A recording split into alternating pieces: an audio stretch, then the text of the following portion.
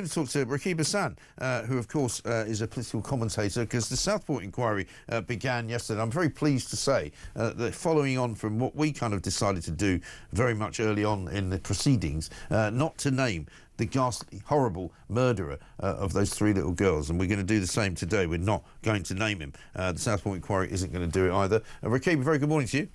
Morning, Mike. How are you? Yeah, good to talk to you.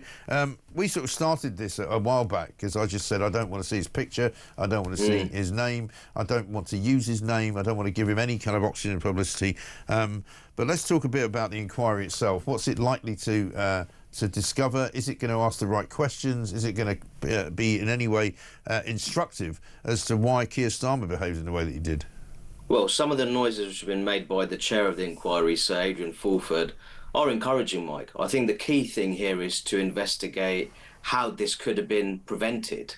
How was this allowed to happen? Which of our public institutions were at fault? As you know, Mike, I take a keen interest in the PREVENT scheme, the government's anti-terror PREVENT scheme.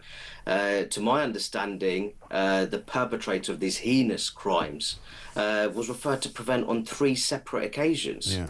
And I think what we need to see is, how can the state intervene in these kind of cases where there might not be enough evidence to justify an arrest by one of our police forces, but it's a case where there's a very clear danger to the public, especially some of the most vulnerable people in our society, in this case, little children. So I think that that's what I'm really interested in terms of looking at what the inquiry should be investigating.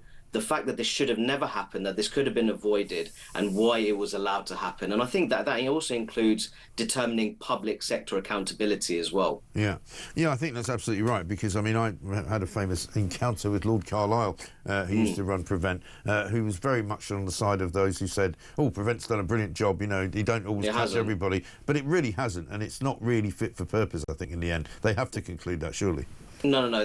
It's very clear, and I've been saying this for years, Mike, and we've been saying this in many of our conversations over the years, that PREVENT is clearly not fit for purpose.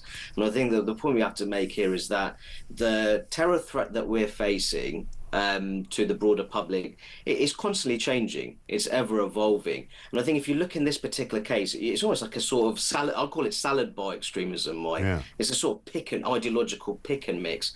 And I think it's very possible that our existing counter-terror infrastructure is not really well equipped to deal with cases which draws inspirations from different ideologies that don't fall neatly into Islamist extremism or far-right extremism or indeed far-left extremism. Yeah. And I think that our existing counter-terror structures may not be able to cope with that changing threat that we face.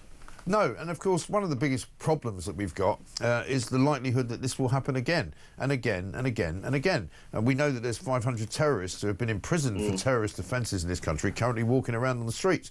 We know that there's, you know, thousands and thousands of people coming here from foreign lands who may indeed be Islamist terrorists, but we just don't know that they are, because we don't know who they are.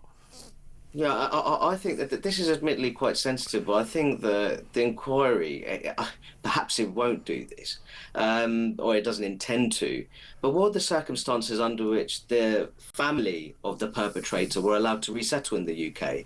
To my understanding, is of Rwandan heritage. Was there a possibility that family members were somewhat involved in the Rwandan civil war? I think these are very sensitive questions, but I think they're worth exploring, because even though the perpetrator in this case was born and raised in Britain, I think that there's a very serious issue when it comes to second-generation migrants with a refugee background and the kind of problems that they have, which pose a threat to wider society. Yeah.